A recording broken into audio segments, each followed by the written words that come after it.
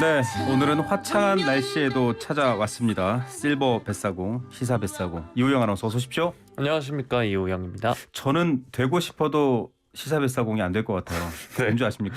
왜죠? 이 시그널 음악이 총각 뱃사공이잖아요. 네, 이 새아이의 아빠라서 네, 예, 자격 네. 미달입니다. 그럼 저도 쓸데없는 결혼을 소리. 오래 미루도록 하겠습니다. 그러지 마시고요. 네. 자, 첫 번째 소식부터 전해주시죠. 다시 정치권이 각을 세우고 있습니다. 더불어민주당 이재명 대표 소환 통보 때문인데요. 네, 어제 검찰은 공직선거법 위반 혐의를 받는 이 대표에게 오는 6일 소환을 통보를 했습니다. 이 대표 이제 백현동 부지 용도 변경 특혜 의혹과 관련된 국회에서 발언 등 허위 사실 공표 혐의로 고발된 상황인데요. 이 대표는 네. 어제 국회 본회의장에서 촬영된 사진을 보면 이 대표가 이제 보좌진으로부터 문자를 받습니다. 의원님 출석 요구서가 방금 나왔습니다. 전쟁입니다. 이렇게 네. 나와 있습니다. 이 문자를 받은 시간과 또 기자에게 찍힌 시간이 달라서 이것 또한 여러 가지 지금 국회에서의 문자가 뉴스가 많이 되고 있습니다. 자, 9월 정기국회가 시작되자마자 소환을 한 것도 좀 정치적으로 이야기가 불러지는 모양이죠. 네, 여야 간 입법 예산 일전 첫날부터 전국이 급냉 조짐을 보이고 있는 건데요. 더불어민주당은 검찰이 이 대표가 대표직에 취임한 지 불과 나흘 만에 표적 보복 수사를 시작했다면서 격앙된 반응을 보이고 있습니다. 네. 박성준 대변인이 어제 국회에서 브리핑을 가졌는데요. 김건희 여사 관련 사건 등은 무혐의 처분하면서 야당 대표 정치적 발언은 사법적 판단에 넘기겠다니 황당하다 이렇게 말했습니다. 예, 민주당으로서는 전당대회 때 사실 이재명 대표 관련 여러 가지 수사에 대한 우려가 많았잖아요. 네, 사법 리스크가 현실화했다 이런 우려의 목소리도 나오고 있는데요. 남아있는 의혹에 대해서도 검찰이 이제 소환 통보를 한다면 이 대표의 리더십에도 타격이 가해질 수 있습니다. 이 대표가 이제 친명계 의원들과 연락을 취하면서 대책을 논의했다고 전해지고 있고요. 비명계를 중심으로 이 대표의 사법 리스크에 선을 긋는 움직임이 나오지도 않겠냐 이런 관측이 나오긴 했었는데 네.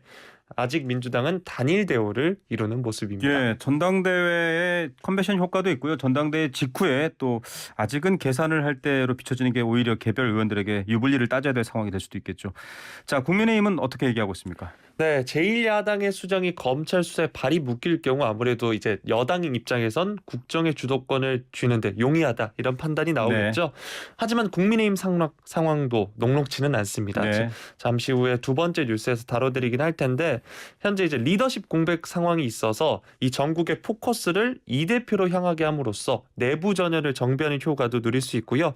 실제로 권성동 원내대표가 어제 국회 원내대책회의에서 변호사비 대납 의혹 등을 거론을 했고 관련해서 이 대표가 받는 의혹들 꺼내 들었습니다. 예, 자, 민주당은 이번 검찰 소환 통보 국면 전환용이다. 또 김건희 여사 관련된 여러 가지 이슈들을 덮기 위한 용도다. 이렇게도 지금 좀 주장하고 있어요. 네, 그러면서 그 배후로 대통령실을 의심하는 분위기도 감지가 되고 있는데요.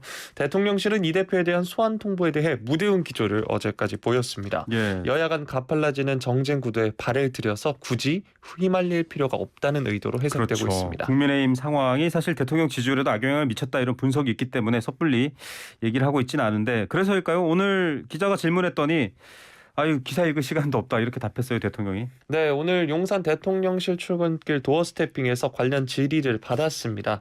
대통령은 지금 대통령으로서 경제와 민생이 우선이라서 기사를 꼼꼼하게 읽을 시간도 없다 이렇게 말을 했습니다. 자, 이재명 의원은 묵묵부답이었는데 오늘 또 최고위도 있었고 반응이 나왔나요? 네, 오늘 민주당의 이제 최고위가 광주 서구 김대중 컨벤션 센터에서 있었습니다. 네. 이를 마친 뒤 취재진과 만났는데요. 이러면서 엉뚱한 것을 가지고 꼬투리 잡고 하는 것은 적절하지 않다. 먼지 털기 하듯이 하는 것은 적절하지 않다는 말씀을 꼭 드리고 싶다면서 또 다만 소환에 응할지에 대해서는 말을 아끼는 모양새였습니다. 네, 9월 6일에 또 많은 분들의 관심사가 모아지고 있습니다. 여러 가지 발표가 예고돼 있죠. 자, 국민의힘 상황으로 넘어가 보죠. 오늘 상임전국위원회를 열어서 비상대책위원회 출범을 위한 당원 개정을 했고 전국위 소집도 얘기가 돼 있는 것 같아요. 네, 오늘 상임전국위원회를 열어서 새로운 비대위 출범을 위한 당원 개정 작업에 나섰죠. 조금 전 오전 11시 30분쯤에 당원 개정안이 의결됐습니다. 오전 국회의원회관에서 열렸는데 재석 인원 32명 전원 찬성으로 의결이 됐다고 지금 네. 전해지고 있고요. 내용을 살펴보면 비대위 전환을 위한 비상 상황의 요건을 구체적으로 명시한 당원을 의결을 한 겁니다. 네. 지난달 30일 의원총회를 열어서 상임전국위에 올릴 당원 96조 1항 개정안을 추인한 바 있죠. 이게 또 이준석 전 대표의 상황이 적용될지는 지금 가처분 판단도 그렇게 되어 있고 소급 적용 여러 가지 논란이 있습니다만 네. 비상 상황이 구체적이지 않다. 엄격해야 된다 이런 지적이었잖아요. 그러면 최고위원 관련해서도 그런 5명 중 4명 이상 사퇴 이런 것들이 담겼겠네요.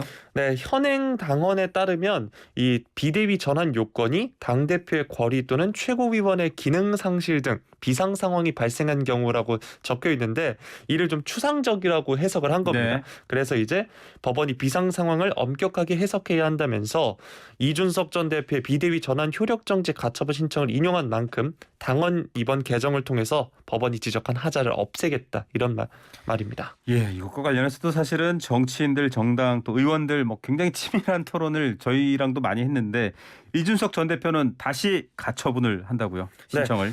이준석 대표가 세 번째 가처분 신청을 냈습니다. 국민의힘이 새 비대위 출범을 위해서 이제 5일 열 예정, 월요일이죠. 5일 열 예정인 전국위를 막아달라고 낸 가처분 신청인데요. 네.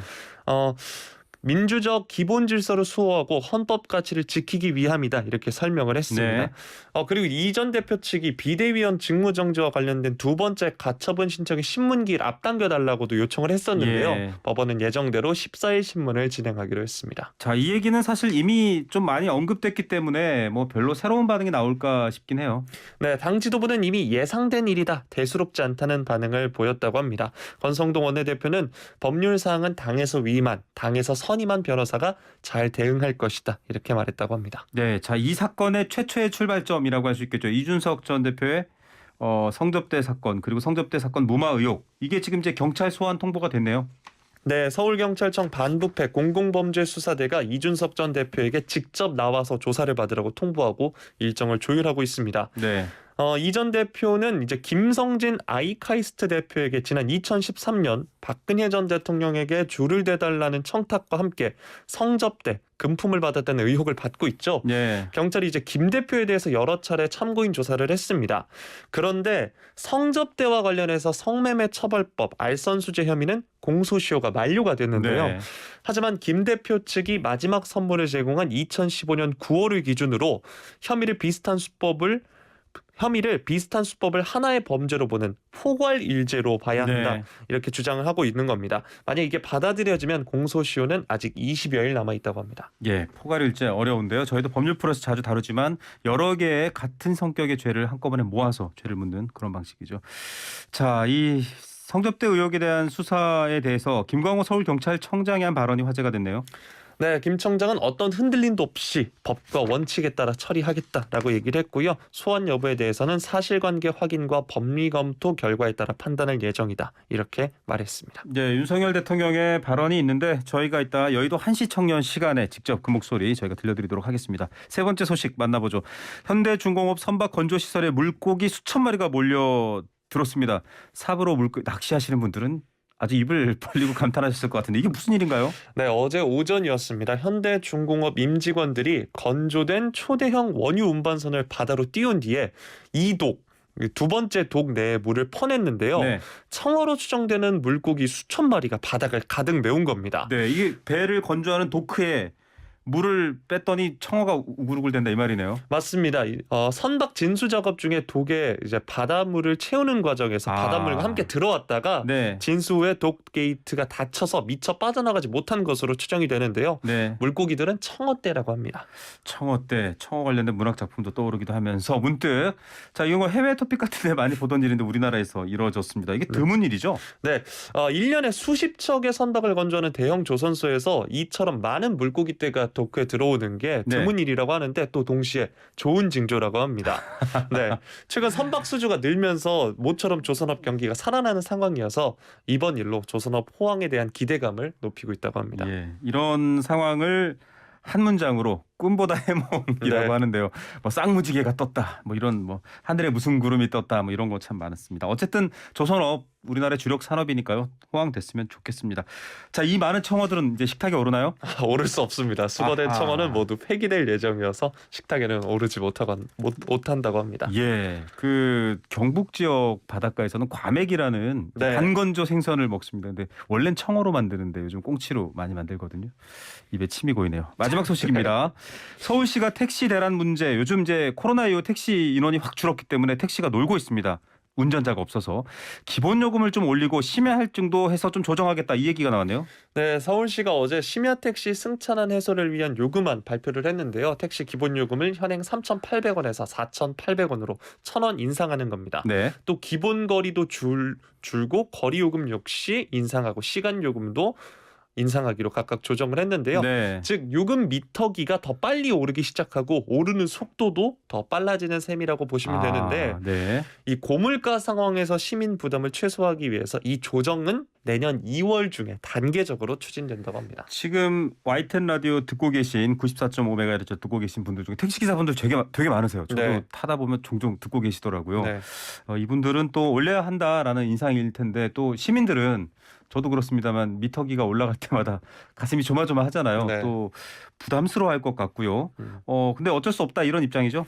네, 서울시는 인상이 불가피하다는 입장인데요. 코로나로 택시 영업 수입이 감소한 데다가 물가와 연료비까지 올라서 택시 운송 비용을 보전할 필요가 있다고 합니다. 예. 게다가 또 이제 단거리 승차 거부를 완화하는데도 효과가 있을 거라는 게 서울시의 설명입니다. 예, 승차 거부는 안 됩니다. 네. 자, 심야 시간대 지금 택시 잡기가 어렵다라는 말이 많아요. 할증은 어느 정도 어떻게 되는 건가요? 네, 심야 택시 대란을 해소하기 위해서 심야 할증 요금 확대에 나서는데요. 현재는 이제 밤 12시부터 오전 4시까지 심야 할증 시간인데요. 이것을 밤 10시로 앞당겨서 2시간 늘리기로 했습니다. 네. 또한 기존에 20%로 고정돼 있던 심야 할증 요율을 20에서 40%로 확대한다고 하는 건데요. 네. 시는 택시 수요가 몰리는 밤 11시부터 오전 2시에 40%를 적용하는 안을 검토 중인데 이렇게 되면 해당 시간대 기본 요금이 5,300원까지 올라간다고 합니다. 예. 그리고 이 새 할증률 체계는 당장 12월 초, 올해 12월 초부터 시행 예정입니다. 저도 가까운 거리에서 이제 지인을 만나고 돌아가려고 하는데 택시가 안 잡혀서 결국은 한 1시간을 걸었던 기억이 있어요. 왜 이렇게 심야에 택시가 없는 거죠? 앞서서도 이제 말씀을 해주셨지만 택시 운전기사의 급격한 감소 때문입니다. 예. 낮은 처우 탓에 법인 택시 기사 수가 6년 새 절반 수준으로 급감했다고 하고요. 네. 또 개인 택시 기사들의 경우에는 밤에 일하는 걸 꺼린다고 합니다. 네. 또 2년 전에 이제 타다 운행을 막는 이제 타다 금지법 개정안이 그렇죠. 통과를 논란이 했죠. 컸죠. 그러면서 타다 택시 기사들의 경우에는 이제 업계를 떠났기 때문에 이 택시 운전 기사의 감소가 큰 원인으로 지목되고 있습니다. 예. 자, 서울시에서 다음 주 월요일 공청회를 열어서 이제 의견을 좀 들어보겠네요. 네, 요금 조정안의 세부 내용을 공개하고요. 관련 업계, 전문가, 시민의 의견을 수렴할 계획이라고 합니다. 예. 자, 애청자 0677님 문자 주셨습니다.